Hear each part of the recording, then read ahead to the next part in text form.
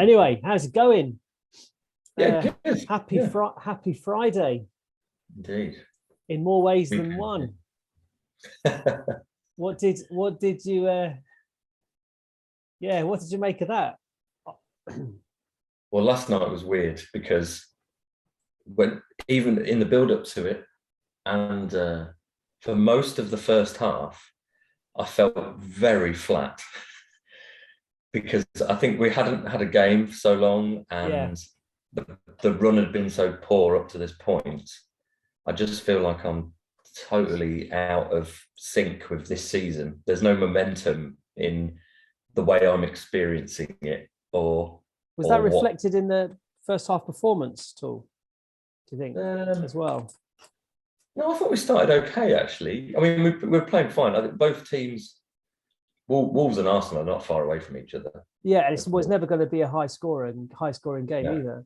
no, and so um, they were like two boxers in the early rounds, just kind of feeling each other out Mm. and seeing which one sort of blinked first. Um, what do you think is the team news then? I suppose not a great shock, really.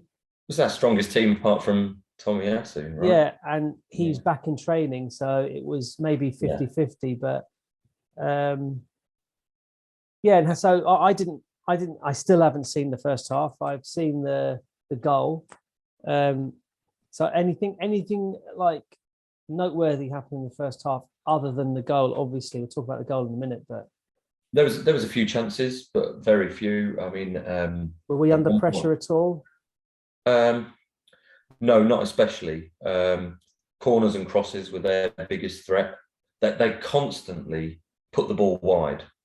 The fullbacks, I think it's Markel or Marcel and Saiss on the other side, just bombing forward and Um, getting the ball wide. No, Semedo on the other side.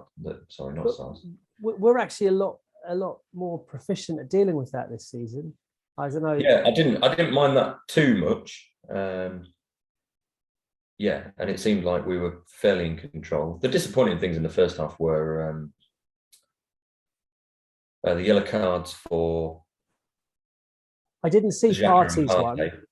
I didn't see parties one, but I read a stat today from Orbinho on Twitter. He said Party has been booked for his last three fouls. Yeah, Now, I know I messaged you last night um, hinting at conspiracies. Now, Jack is an idiot, right? I've seen that yellow card. That's a yellow card all day long in anybody's book. So I've got no qualms about that. But where do you let me just before I throw this out to you, let me give you another statistic that I've picked up on my travels today. We okay. have we have committed the second least number of fouls this season, and yet we are head and shoulders above every other team for yellow and reds in particular.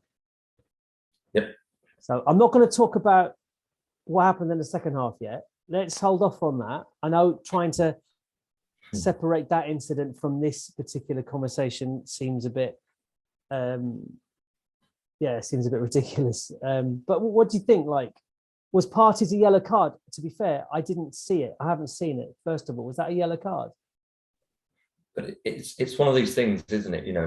In isolation, maybe, but what usually happens is we Warning. know that referees do not book every single foul. Mm.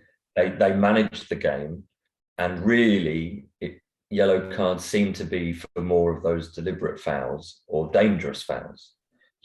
A genuine attempt to win the ball that's slightly mistimed, but no one was really at risk is fine. You just let it go. You give the free kick or whatever. What about the tackle on Martinelli early on? Well, The block tackle as he was still in his own half.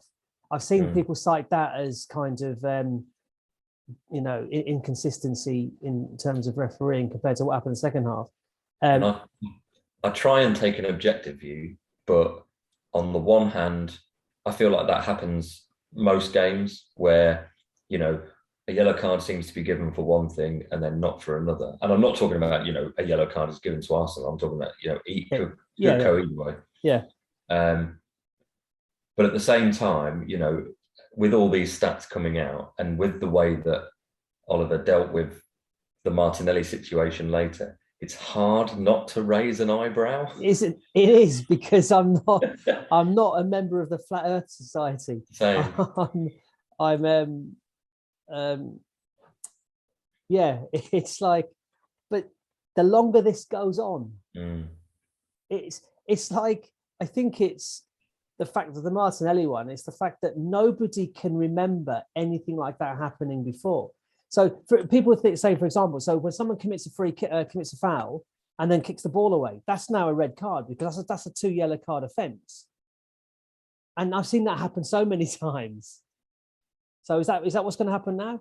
I think Arteta's post-match interview was brilliant on that, where he said technically that might be 2 yellow cards, but you have to really want to send the player off to do that. And it's immoral. If he didn't know he was going to get yellow cards, and technically, and I'm going to get angry now, but technically it was a foul throw. If we're being technical about it, it was a foul throw. The guy's 2 feet were off the ground as the ball left him. And it wasn't because of the shove in the face he got or whatever it made.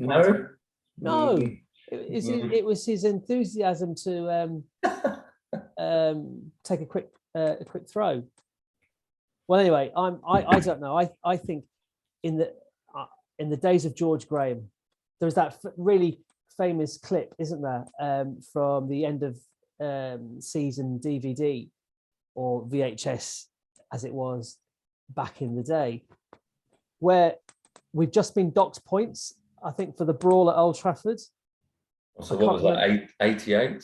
Yeah, and 90? He's there giving the team, on the training ground, you've got your Perry Groves and Paul Merson and stuff like that. And he's giving the team, he says, look, it's okay. It's part of our history. Everybody hates us. It's part of our history. We need to embrace it and kind of exploit it ourselves. And we won the league that season. Yeah. Similarly, the Wenger teams, I mean, Wenger's first 10 years, hardly a game went by when the number of red card tally against Wenger's teams wasn't trotted out by some inane commentary. And it's happening again now. I mean, the fact is we've got twice as many red cards in 2022 as we have goals. So I can see why some commentators might latch onto that. And it's funny you bring up the sort of historical look at it, because we're both teachers, and for all the best intentions to reset every lesson, give every clean slate, we know that people carry their reputation, and that can put you on guard. If you're getting a certain class or a certain pupil, and I'm sure it's the same in all sorts of workplaces where you're going to work with so and so. You will sort of, put your body armor on, or you'll relax, or whatever the action. That's a brilliant point. Referees are human beings as well. So exactly. So it's one of those things. There's historically Arsenal, post in this sort of last half of the Wenger era, and since we haven't defended well, and then there's an element of, therefore, we don't really tackle well. And now Arteta, and we'll talk about how the game ended and how stubborn we've become, but also how aggressive we've become. I think we are more aggressive in the way we conduct ourselves. Have we been bullied? We haven't been bullied this season. No, but that comes with the caveat that how a referee will read it, might read it that negative way. But it is just ridiculous, the number of red cards now.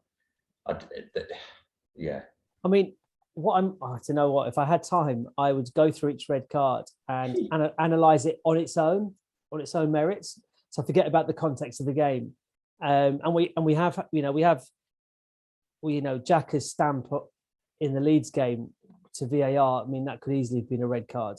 Oh, So, yeah. so should there have been, there are possibly, I think the thing that got me is that in the one weekend we received a red card for an almost identical tackle to what someone else got away with. I can't remember the game, but the only red card I can remember now is the Man City one, Gabriel, and that was like a clumsy second yellow tackle, already on a yellow.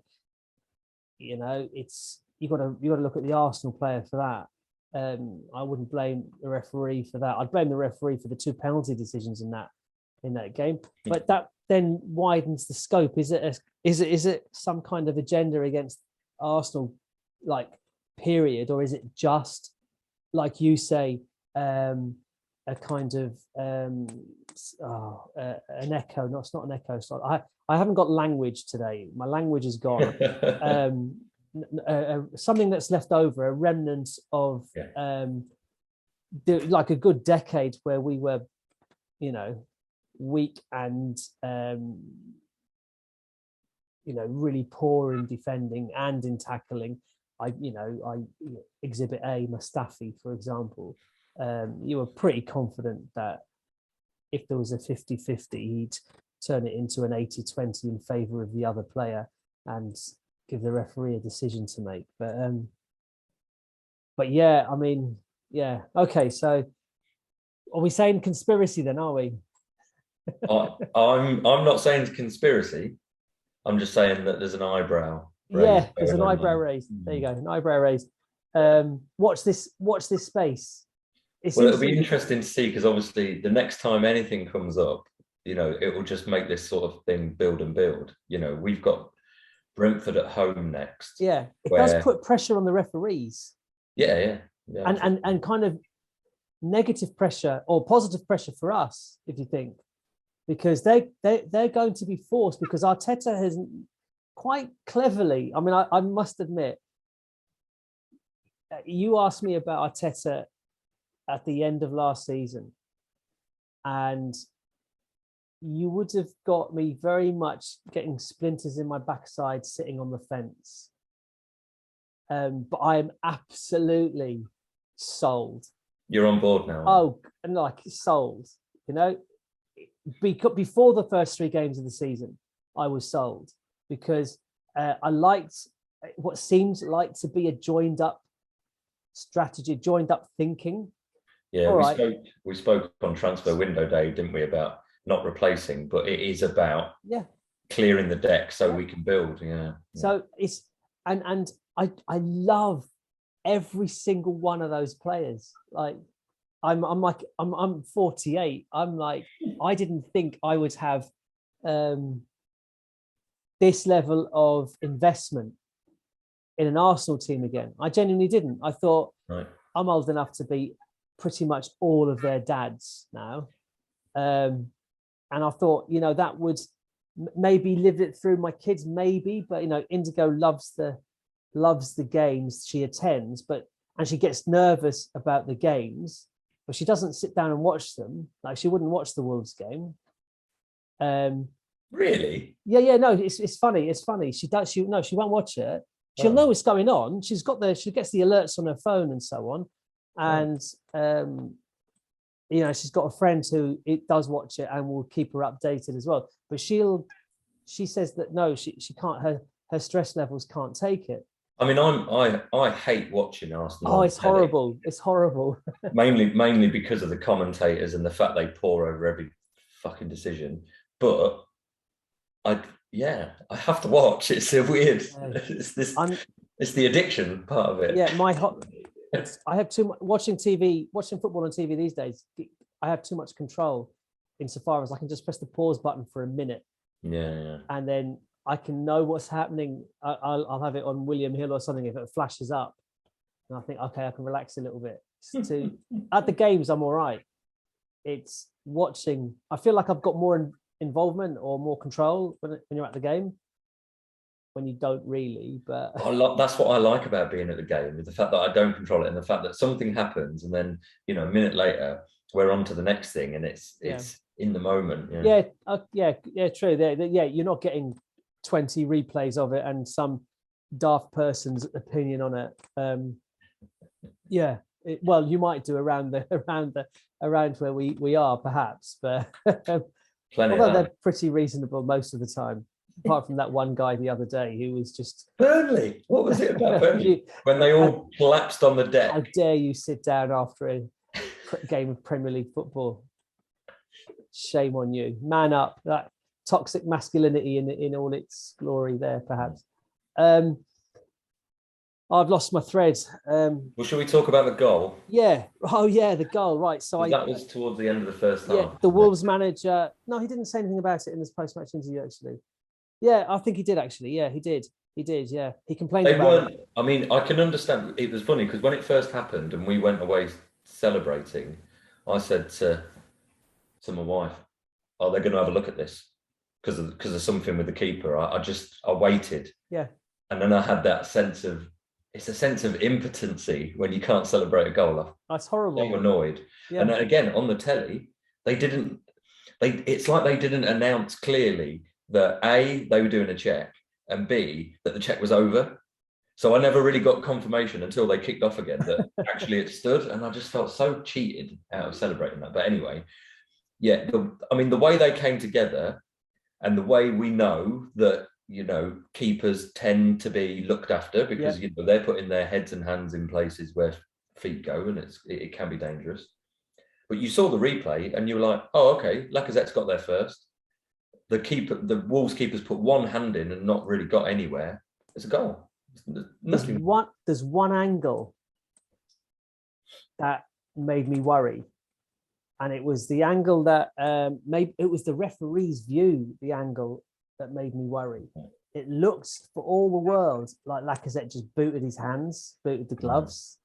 And I thought, but linking to what we were talking about a bit ago, conspiracy or incompetence, I added to the debate, because there was a glorious opportunity to chalk off a goal, and the Xhaka own goal as well. Wolves are really upset that didn't count. I didn't really get that one. I mean, I know it hit Xhaka on the way through. It was offside for who's the Wolves striker? Offside. Who's the Wolves striker? Jimenez. Yeah. He went for it, but didn't make any contact. Right. And then but he was offside, and the fact that he attempted to go for it invalidated or kind of activated the offside. It's a bit like the Martinelli thing. Letter of the law. Yeah. Okay. And like you say, Jimenez, once he's gone for it, he becomes active. Yeah. In the way that the rules seem to state. Yeah. So I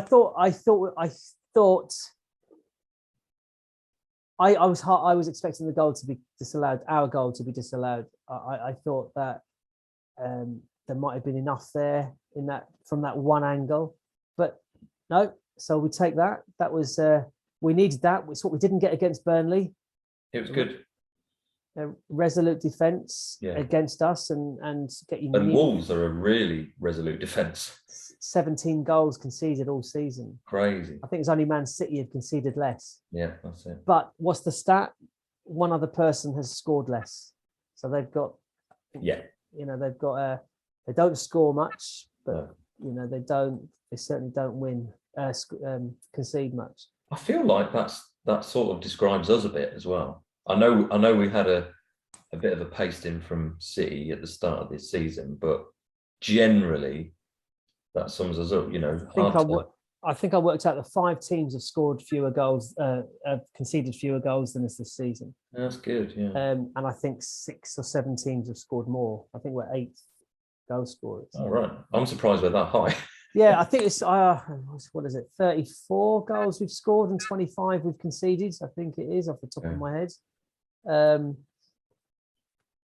We don't score enough goals, but then we're playing without a striker. Look at that. That was a 2 minutes of madness. That was the Martinelli red card, the Xhaka disallowed own goal, and then the Lacazette chance. Are we going to talk about the Lacazette chance? I mean, he went on Instagram later and apologized, saying that he should have scored that chance. You think? Yeah. I mean, for all the world, it's perfect for the right footer. Perfect. Honestly, it's. He had that one that he sort of hit with the outside of the boot against Burnley, and it's like Yeah. I know he's probably a 1 in 3, 1 in 4 striker, and he's always been roughly that. But those two, I mean, they're glorious chances. I know someone was messaging me during the game saying that there was one in the first half that was after a really good run and build up play by Saka, yeah, cut back and hit. I think that's it was he did well to keep it down. Yeah. It's a shame it's straight at the keeper. I mean, that is what it is. No, that was a decent effort. Yeah. But the one in the second half, I mean, that is he has to score it. That is just criminal. Yeah, have to score that. Here's a question, and no one can ever know the answer. We're just playing, a silly question time. Would Nketiah have scored that chance? No. And there's the problem. We've got to get to the end of the season with 2 strikers that, Lacazette starts purely because his build-up play and his general play and his work rate seems to be better. But that's it. And I think, given what we've got, he has to start. Yeah, given what we've got. So that's the caveat. Why not Pepe instead of Nketiah? If you'd asked me that question and just replaced Nketiah's name with Pepe's name, I'd have paused. I'd have hesitated. Nketiah, absolutely no, he's not going to score that goal all day long. But Pepe, I mean, not on his right foot perhaps, but I don't know. I'm thinking Pepe he'd go around the keeper 3 times, but he might actually score it in the end. I'm guessing Arteta just doesn't fancy him. He has to get over that. He seems to have this kind of myopic view on this player, but but people said the same about Arteta's relationship with Aubameyang. Do you know what I mean? It's like, oh, you've just got to get over it because we need him for the team. But Aubameyang hadn't been performing, whereas Pepe has. He scored 16 goals. Pepe's really been given a run. Exactly. When he has been given a run, he's scored. And that's probably down to the fact that Martinelli and Saka, unless you're going to play Pepe in Lacazette's position, where do you play Pepe? Well, okay. So there's a decision then on Saturday against Brentford. Who comes in for Martinelli? Smith Rowe. Yeah, Smith, no, absolutely. A like-for-like replacement on that left-hand side for sure. But you could put Saka on the left and bring Pepe in Saka's place. But then you're taking Saka out of his most effective position. And Saka, I mean, the build up to the cutback in the first half, he's interesting because Martinelli plays with he's busy like a bee, he's always buzzing. And I know Arteta said he needs to calm that a little bit, but that's still his sort of main sort of like gear that he's in. Hence the yellow cards that he got in quick succession because he plays with on the front foot. Yeah. Whereas Saka, I feel like he seems to have almost changed down gear, but that's given him this kind of Neo from the Matrix kind of view of things where he's seeing things in bullet time. He doesn't rush his work. He's just, I think he's just class, Saka. He's all the time you're saying that you're talking about it, but I like the Neo reference. That's perfect for him. You were talking about Martinelli's the busy bee, and Saka's becoming more and more the Rolls Royce. Yeah, it's just that kind of a grace almost, and like it's quite something to see in a 20-year-old. Oh yeah, it's like quite remarkable, and we need to tie him down to whatever he wants. Yeah, but he genuinely loves the club. That speaks a lot. And look, as a fan base, I mean, I've spent a lot of this week blocking people on Twitter, the Arteta out brigade. They're just like, really? I don't understand it. But anyway, I don't understand it this season. I could entertain that conversation last season, definitely. I didn't agree with a lot of his substitutions. I think he's making the same mistake. I thought, however, how can you not get behind? Well, just the very fact that watching the Spurs goals during the week and looking at Emerson Royale, pretty much culpable in all 3 goals they conceded. his positional sense, his lack of energy or commitment to a tackle. And you think that Edu and the club wanted to buy Emerson Royale, and Arteta said no. Tomiyasu's the man, and just that's all you need to know. That little analogy there, that example there, you've got to. It's quite exciting as a fan base. All right, we didn't legislate for Man United's crapness, but we're in with a shout of top 4. Yeah. Now, if I offered you that with 16 games to go in the summer, well, there's not an Arsenal fan around who wouldn't have said yes, please. Yes, but I think a lot of and I don't agree with, hounding out managers and this, that, and the other as well. We all grumble from time to time, but this should be a team that it's easy to get behind. And the way we reacted after Martinelli's sending off, that backs to the wall unity. And I just loved the way, and I'll talk about Ruben Neves' comments after the game as well. But the way we celebrated is that there is a pride in doing that kind of thing. Yeah. And that's been missing for ages. Since when? I mean since the first spell of Wenger, really, I suppose. Well, absolutely. Since the Invincibles. Yeah. That kind of fist pumping, but there's a still image of Ben White and Aaron Ramsdale, and it looks like they're fighting. Yeah.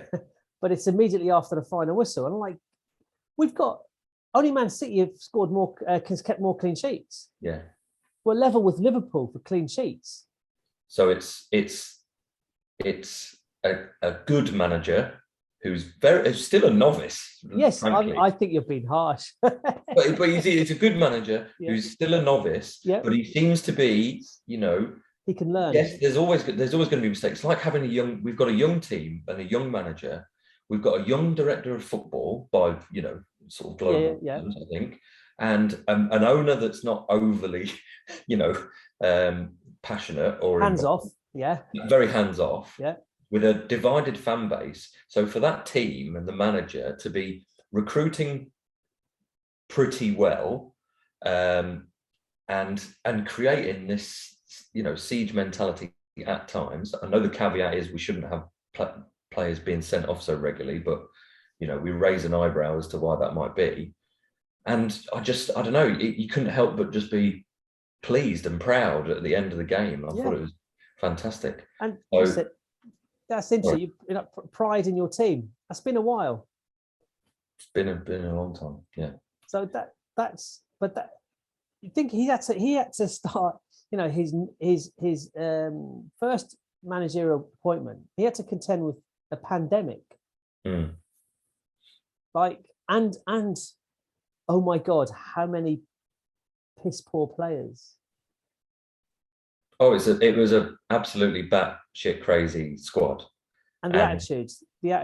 And that's why Arsenal are more than happy to cut their losses with the likes of Kolasinac and Aubameyang. Yep. Because if you're not professional all the time, then we don't want you anytime, I think is the message being sent out. I'm going to write that one down. That's good. If you're not, that's good. I like that. If you're not professional all of the time, we don't want you anytime. Any time. Right.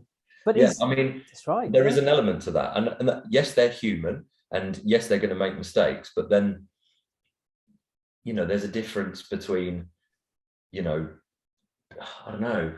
It's hard to think of examples because we'll go back to the best teams we've seen: Dennis Bergkamp, Robert Pires, Patrick Vieira, Sol Campbell, Tony Adams. Yeah. They said that sometimes their training sessions were more intense than matches. Yes, I remember Thomas Muller saying the same thing at Bayern Munich. He says, of course, we romped the league every year because training is the hardest part of our job. Because at training, we're playing the best players. And in the league, it's just a stroll. You just feel like you've got more time and you've got more, opportunity to beat everyone. And you can see, I'm going to call you out now. And I know you've since revised your original views, but I think a lot of that starts with I don't know what number jersey he wears, to be fair. I can't remember. Ramsdale in goal. I love his attitude. There's now culpability. There's accountability, rather. You make a mistake and you know you've got someone in your ear. I think the defenders in front of him help with that as well. We've built from the back. Gabriel, he can be a bit blood and thunder at times, but he, you know, his passion is there for all to see. Oh, he's brilliant. I think he's brilliant. Brilliant. Yeah, Ben White is as cool as a cucumber, which I'm in awe of how relaxed he seems. And they complement each other perfectly. But there are times, it's interesting, there are times when Ben White, you know, if someone doesn't track their runner or someone leaves him exposed, he'll let them know as well. You know, he's not afraid to stand up. And then Kieran Tierney, who's like, my God, at the club, he's the player I seem to love the most, just because, again, the way he is on and off the pitch.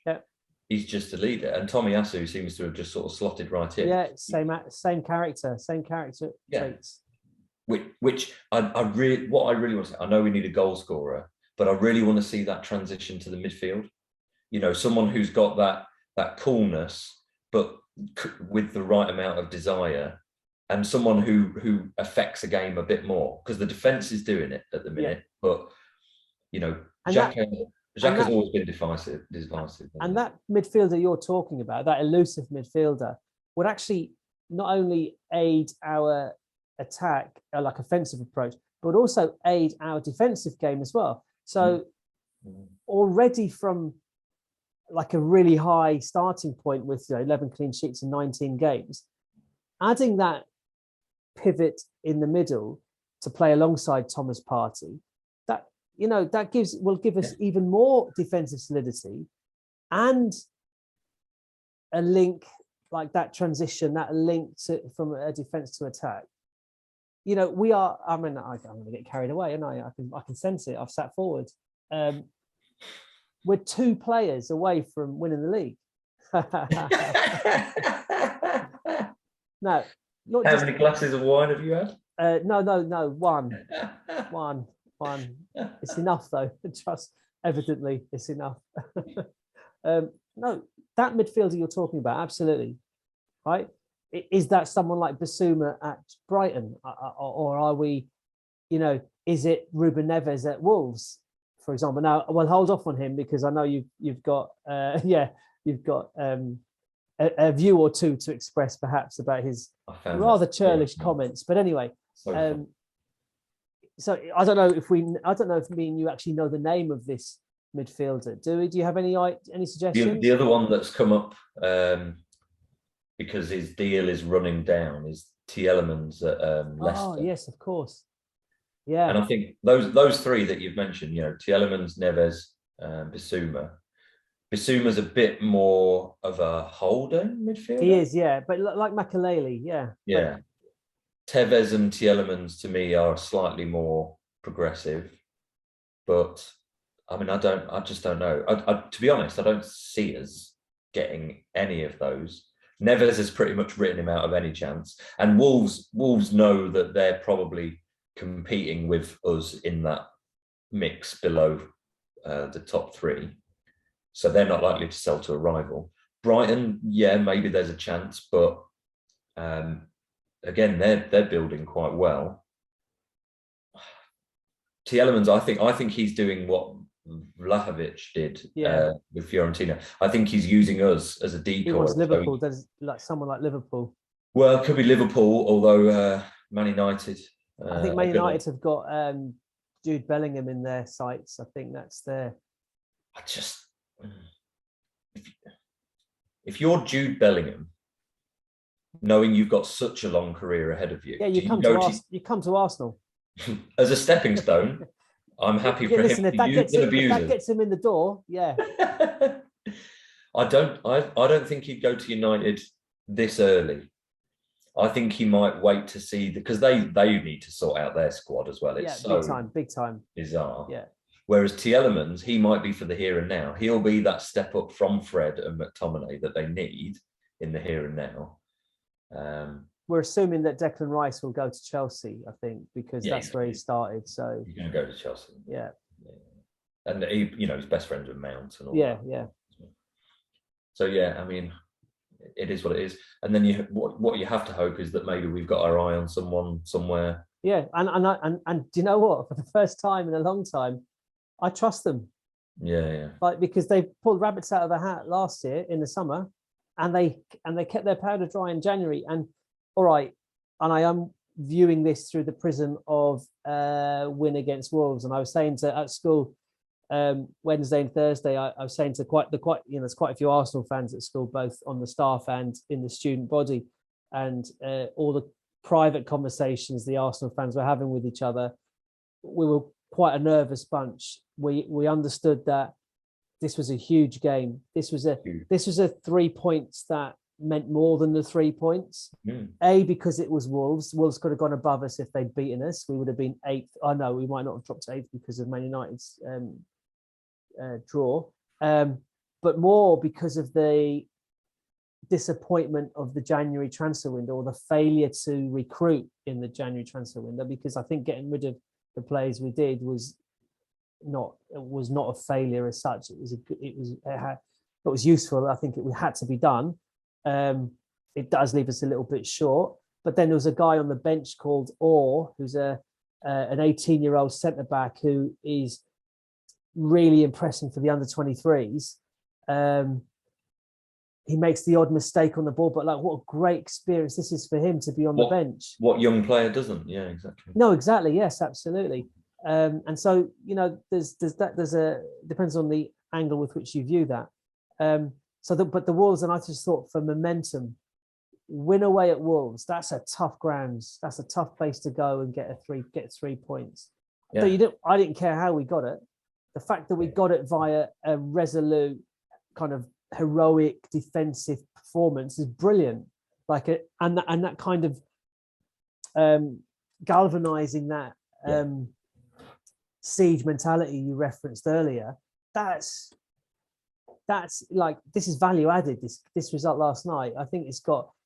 I mean, I don't know. The time will prove me an idiot again, probably. But I just see that this is.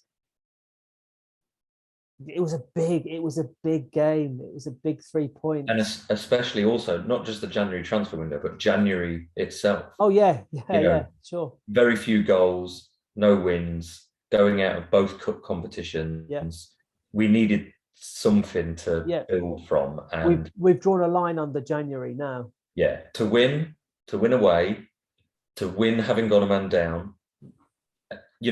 That's why you celebrate high. Hey, come on then. So Ruben Neves, I get it. He's stinging from the fact that he felt that they should have got more out of the game.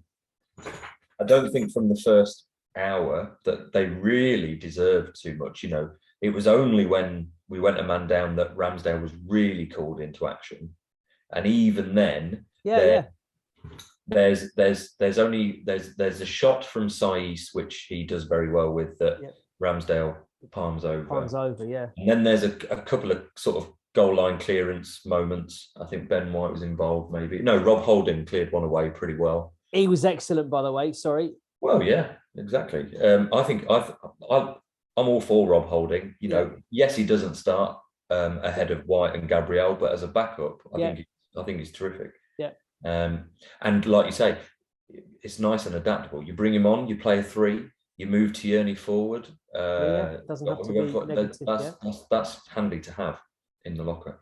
So then Ruben Neves comes out and says, "Oh, look at them! They're celebrating like they've won the league, as though they're there." And Arsenal haven't done that for I've never seen Arsenal do that in the last 10 years. It's like, we've never seen Arsenal go a man down and with backs to the wall see out a 1-0 win in the last 10 years.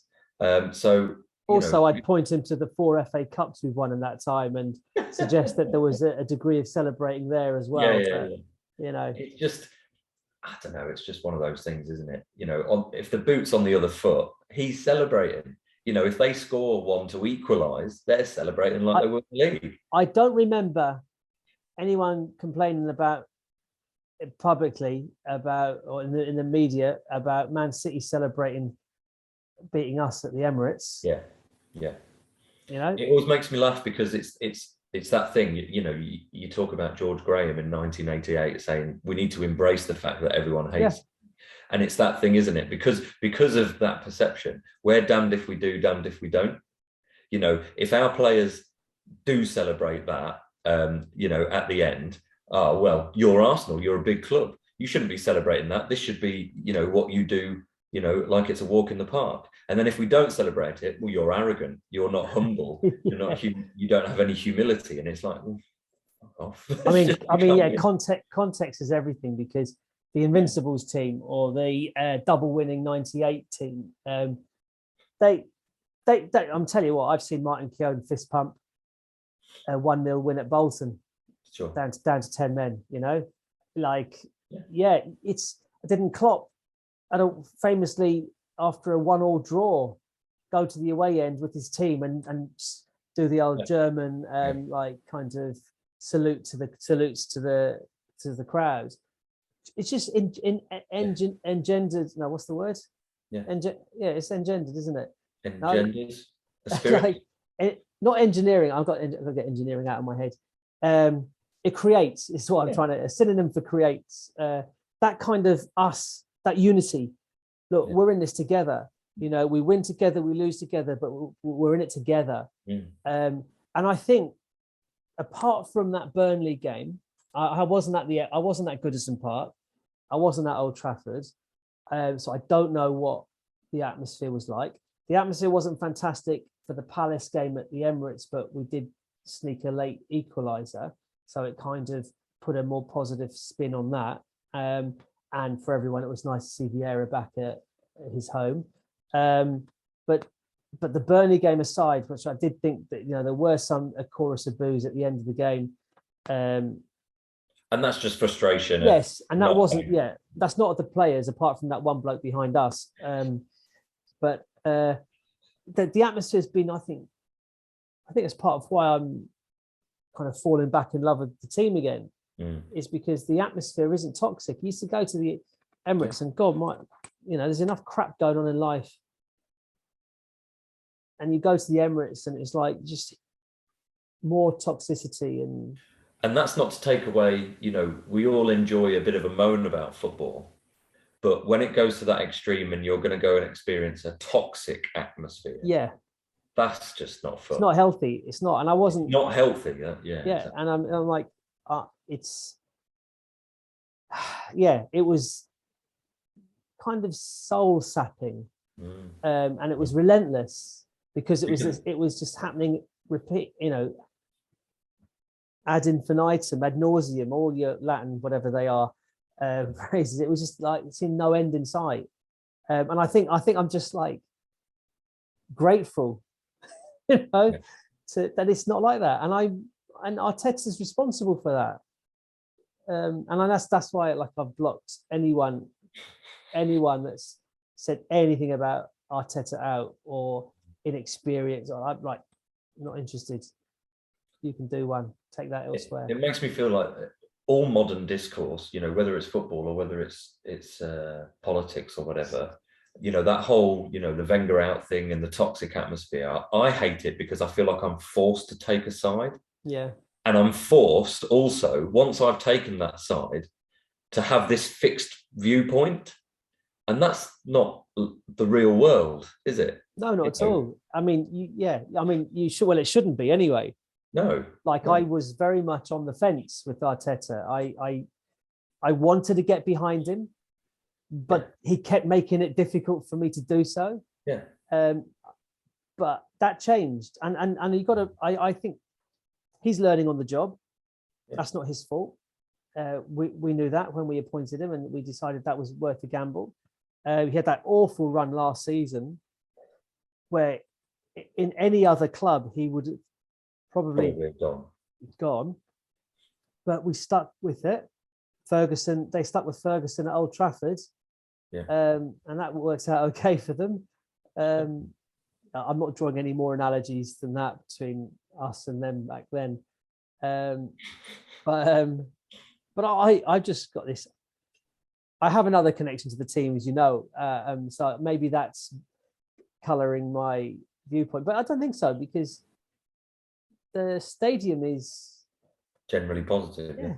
yeah. No, a win against Brentford should not be taken as a given. That's not at all. That's the issue now. I mean, we're 8 days away from that game, so but thoughts will start turning to that, and that would be at the forefront of my mind. Is, well, we need to start on fire against Brentford. We need to think, right, they turned us over on the first day of the season.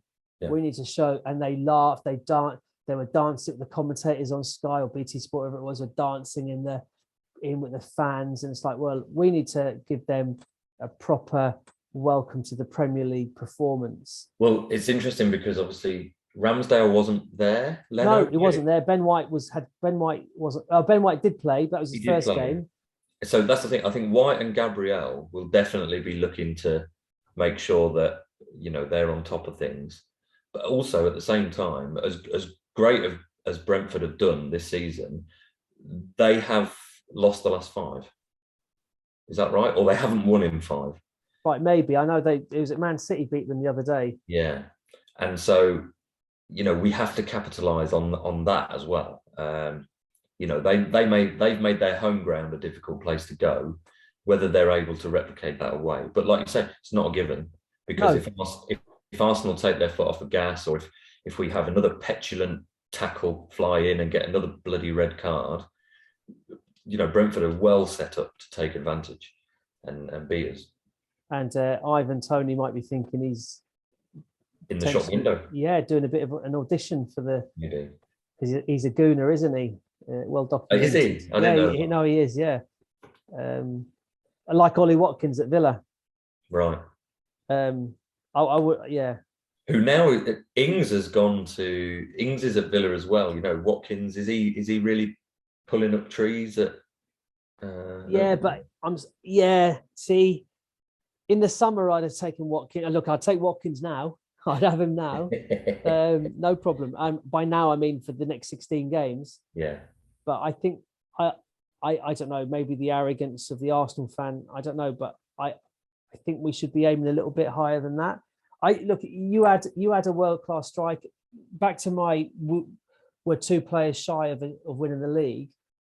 There's your midfielder that you described, and there's obviously a world-class striker. Now, we need other players as well. Cedric had a really good game last night, I thought, but we do need a backup right back if we can't rely on him.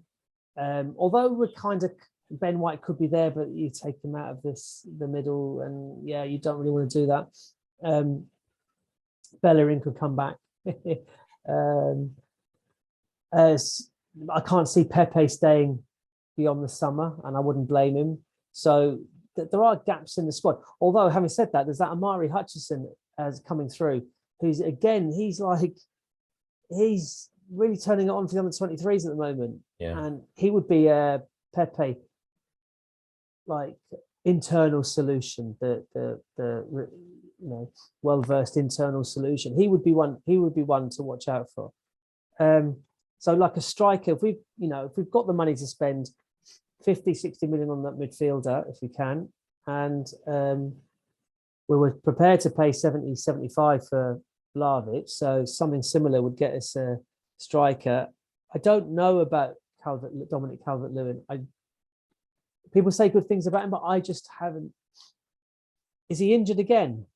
I don't know if he's injured again. I really rate him, but he has had a long spell out. But now they've got Lampard, are they going to have an upturn in form? Well, they lost to Newcastle in his first game, so... Yeah, they did, yeah. Just looking on here, Brentford last won in the Premier League on the 10th of December by beating Watford 2-1. And between them, there is a slight caveat in that they've had some very difficult games, but they've only played about 6 games because of various COVID cancellations and this, that, and the other. So there's 2 defeats to Man City, a defeat to Liverpool, and a defeat to Wolves. Maybe to it be expected to some extent. A 4-1 defeat to Southampton stands out a little bit because I don't think Southampton have been amazing. And a 2-0 defeat to Brighton. Again, Brighton, a very good sort of solid team. I didn't see any of Southampton Spurs. I saw I watched Match of the Day ended? because Spurs had lost. It's the only reason that, and Man United dropped points as well. So Match of the Day is always a very good round of fixtures for us. Very good round of fixtures. Apart from West Ham. Well, yeah. And they're and they deserved to lose because of Kurt Zuma's I don't know, savagery. I don't know what do you call it? That's unbelievable. What? I don't like to do that, and his brother to record it and stick it on social media. His kids watching. I didn't actually watch it. I'm just repeating what I've seen written. I can't. No, I wouldn't bring myself to watch that. I have no desire to watch that at all. A defenseless little cat, and I'm delighted they've been taken off him. But like David Moyes and West Ham have really messed up with that as a PR exercise. He's available for their game tomorrow, or again, he said. So yeah, football above all else. So West Ham beating Watford 1-0 was the only result that kind of went again. You would expect, and the thing is, you expected that West Ham should be beating Watford. So Watford are nowhere, are they? What's the fixtures then? Because we're not playing. Just to correct myself, I missed a game. Brentford did beat Villa 2-1 on Sunday, the 2nd of January. Right. So yeah, but still, they're not. Do you know what's really nice about this season as well? You just mentioned Villa. It just reminded me.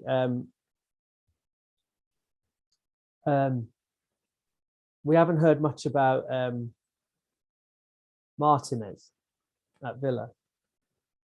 No, remember that? I mean that was every time he made a save. Yeah. Arsenal fans were like, "Oh, why did we sell him?" Well, he had a howler in one game. I can't remember what game it was. Yeah, he did. Yeah. So he's human like any other keeper. Right. So Saturday's fixtures. Man United are at home to Southampton. So Southampton. So you asked about Southampton Spurs. Southampton dominated. Southampton like outshot Spurs something like 3-1 in that game, and were really unlucky to be behind both times. Now I was reading that at the time, and then watching the highlights don't always give an accurate reflection, but it did come across. But having gone, and there was a right degree of niggle in the game as well, like Conte on the sidelines and Hasenhüttl. And Conte, there's the picture of Conte at 2-1 shushing, and then there's the other picture that's that kind of, they split screened it, of his face just like drenched in rain. He's got his looking like he's one of the bad characters in a mafia film. Like when they've gone 3-2. Well, then they scored 2 goals in relatively quick succession.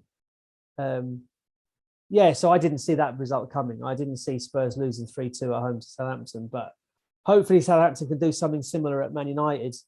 And I say that asking for the forgiveness of my friend, a close friend, and his mate who are travelling up to that game to watch it as Man United fans. But I hope they enjoy their drink and their football is awful for them. Relevant to us then on Saturday, that's about it.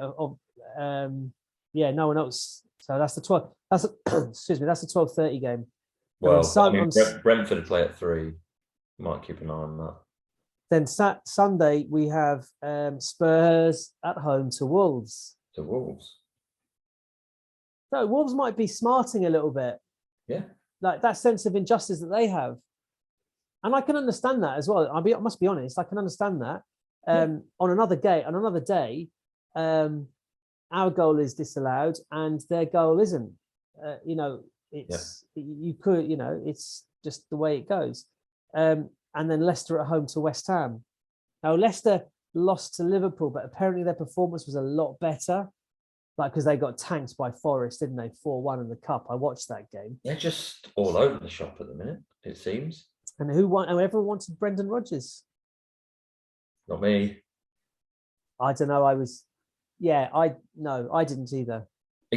I've never known a football manager be the embodiment of David Brent. Yes, that's it. That documentary. Honestly, the big portrait of him in his own house. I can't do it. I don't know if I could get behind him. Oh, manager. I can't remember now, but there's some Like things he does these little quotes, like inspirational quotes on bits of paper, and he's in line around. I think there's quite a lot of that goes on behind the scenes, but he's just, yeah, there's something. Well, No. I wonder what we'll find out in this Amazon documentary about Arsenal, or like I say, a tasty, I dread to think. a tasty season. So that's Leicester, West Ham. So Spurs, Wolves. We want Wolves to win that one, obviously. Leicester, West Ham. We want Leicester to win. So there you go. Stick a fiver on Southampton, Southampton, Wolves, and and Leicester. I'm not gonna do that. You'll just give me your fiver now. Yeah, I think just burn it. I might as well just light it now and burn it. What I think will happen is Man United with a jammy narrow win. Yeah. Spurs, Wolves draw, and West Ham comfortable win. That's what I think will happen. Okay. I'll go one step further on the doom scale, and I'll say that Man United will win, jammy win, as you said. Spurs will also win, luckily, fortuitously, and West Ham will beat Leicester. I don't know where that leaves us, but well, it'll leave us on pretty much equal games, I think, won't it? With the likes of Spurs, maybe now. No. We've got the same games played now as Spurs, haven't we? No. I thought we were still one game ahead, and we're two behind West Ham. Yeah, right. So we're one game. So Spurs have a game in hand on us, and they're 3 points behind us. So they need an 8-goal win to go above us with their game in hand. So that's not going to happen against Wolves. I bloody hope not. Well, it better not. I've said that now, and this is recorded. So if it does, Ruben Neves deserves it. That's a very, very thin silver lining, that is. Yeah, so we've got 2 games in hand on West Ham. We're a point behind them. Yeah, I'm just looking at the games that we've still got Liverpool and Chelsea to rearrange. They're our catch-up games, and Spurs as well. And Spurs. So, that game's in hand, FC. I'm not sure we should play that card too much. And Man United have got a catch-up game on Tuesday against Brighton. Now that's at home, isn't it? That's at home to Brighton, yeah. So actually, United win their 2 games, and they're 6 points ahead of us. Yeah. Now we've got 3 games in hand on them at that point. But we've said the 3 games are Liverpool, Chelsea, and Spurs. That's 9 points. 2 defeats and 1 flip a coin. Well, so long as the 2 defeats neither are against Spurs, that we might still get away with that. I'll take a win off. I'm dreading when they're going to put that game, because I have to go. I haven't been to the new toilet yet. To see a game there, and now it's going to be midweek. I feel obliged, and if it's on a busy day at school or another fucking, I don't know, Thursday after a parents' evening or something, I'm gonna just be so annoyed. Well, you can do your parents' evening on that, whatever I can't remember, School Cloud or whatever it's called now. What, on my phone from the game? Yeah. Because I did a parents' evening, and I had one dad in a railway service station south of Liverpool. So and there was nothing wrong with it. It was just the same talking to him there as talking to him in his house. I'd have to do what the commentators often do on TV, where they say, "We just want to apologise if you've heard any offensive language. It's obviously beyond my control." Yeah. Right. So 19th of February. 19th. The day 3:00 kickoff. Home to Brentford. West Ham playing Newcastle earlier on in the early kickoff. Now, Newcastle will have bedded in their players by then. West Ham are winning that game. Okay. I just, West Ham will struggle against, I don't know. I don't know. I think West Ham tend to struggle in the games they're expected to win. Maybe. Yeah, I suppose they beat Liverpool at their place, didn't they? Yeah. And 5:30 kickoff. Spurs go to City. Now, when's the Champions League start? Next week. Crap. Or the week after. So City, right. So City will have an eye on that. Yeah. And given that they were already 12 points clear. Oh, crap. Yeah. The only thing that will beat them is if they're negligent and take their eye off the ball. But I don't see how they don't beat Spurs in their Spurs' current guys. Not really. They're not good enough defensively at the minute, Spurs, which is odd given that Conte's their manager. And Man City are just on fire. Yeah, and also, hang on, who are Liverpool playing? Home to Norwich, right? So Liverpool win that game. Who are they? Who else are they playing? Away to Burnley. You've got to think Liverpool will win at Burnley. Liverpool need to win those 2 games because that keeps them within a sniff of City at the top. They're 9 points behind them, but they have a game in hand currently over them, and they'll have to play them as well. I'm assuming they have to play them again. I don't know that. So I'm clutching at straws perhaps. And then on the Sunday, Leeds. Oh, I see. United travelled to Leeds. Now, I lived in Leeds for a year, and the single best thing about living in Leeds for a year was they shared my hatred of Manchester United. And I tell you what, if anything, because I did Ellen Road over the Christmas, just before Christmas, if the atmosphere is anything to go by against Arsenal, yeah, that will be tasty. They despise United. I know, yeah. like it is. I got there and I couldn't believe it. Yeah. Like I'd come from Ireland and I hated United because of being in Ireland and all the fans crawling out of the woodwork when they won their first FA Cup. And I'm like, what? And it was just like, get me out of here. And then I went to Leeds and it was like, I found my kind of, not a spiritual home. That will always be the Holloway Road, but not Holloway Prison, where I was born. No, I wasn't born in Holloway. But Leeds, oh, wow. They hated United. So hopefully Spurs go to Burnley. They'll win that. Then we're home to Wolves then, 24th of this month. Okay. And that's another Thursday kickoff. Are they just trying to kind of rub our faces in it that we're not in the Europa League? Yeah. Yeah, they are. I have changed my final hour of tutoring on a Thursday permanently to a Friday at 5 o'clock. So I now get to see the Thursday games. Yeah. I didn't realise that game was scheduled for the Thursday. So there's a bonus in that. That'll be an interesting one at our place, yeah, because they'll feel aggrieved. Well, I think we will as well. I think like look, like George, take a leaf out of George Graham's book. I'm Arteta, and I think he'd do this. Get Ruben Neves' quote up on the up on the notice board or whatever you call it in the changing rooms these days. The interactive whiteboard. I don't know, whatever. It'll be on. Put it on the group. The WhatsApp group chat, yeah. Yeah. Right. I think we're done. Are we done? Cool. Are you gonna be at Brentford? These are my notes. Wow. It says team news. That was it. That's as far as I got. Yes, I am going to be at Brentford, all things being equal. Cool. I shall be there with Indigo. Saturday, 3 o'clock kickoff's a nice one for us. I prefer that to a Sunday. Yeah, that's right. I can't remember. I don't know what's going on that Saturday, but I should be at that game. And we can reconvene. I don't know what time you get back at on a Saturday from a 3 o'clock kickoff, but it's probably quite late actually. It's not too bad. I mean, the latest it would be 9, but even then, to be honest, where we are now, because I get to drive a little bit of the way home instead of the bus dropping me off pretty much at my door, I can put my foot down a bit and get there a bit sooner, so it's not too bad. But obviously keeping within the speed limits of yeah.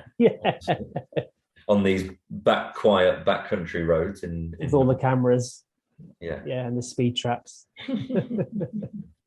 Right, brilliant. Okay, cool. Anything planned for half term? No, not really. We might be planting an orchard. Oh wow! Okay. If the trees are ready. I would say, how old are the trees? I have no idea. Laura sorts it all out. I don't even know what kind of trees they are. You just do as you're told. Yeah, exactly. I'm going to be the one digging the holes. That's what I'm going to do. How many? 25. All right, so there you go. See, you know the important information that's relevant to you. 25 holes. And some of them are apple trees, because eventually I'd love to try and press my own cider. Cider, yes. Yeah. Fantastic. And then it's my best mate's birthday midweek, and he's got some time off. He's actually a Tottenham fan, and so him and his fiance are coming over, and we'll probably just go to the pub, have some drinks. Are there any games on midweek? I don't think there are, unless it's the Champions League kicking off again. Oh, right, okay. Oh, was it Man United playing on Tuesday night? Right. Yeah. I think they're coming over on Wednesday, so it'll be nice to see them.